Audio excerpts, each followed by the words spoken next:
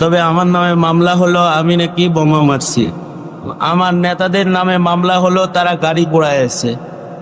মিথ্যা মামলা দিয়ে আমাদেরকে জেলখানায় বন্দি করে উলামায়ে কেরামদেরকে অত্যাচার করা হয়েছে। আমরা সরকারের কাছে দাবি জানাবো মামলাগুলোকে দ্রুত মামলাগুলোকে শেষ করে দিন, অন্যথায় আপনারা শেষ হয়ে যাবেন।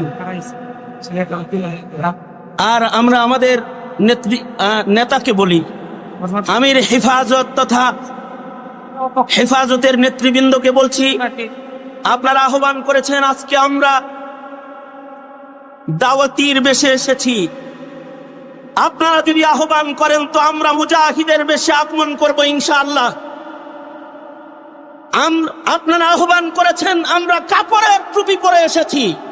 আল্লামা জুনায়েদ বাবুনগরী বলতেন, প্রয়োজনে লোহার টুপি পরে আমরা হাজির হব ইনশাআল্লাহ।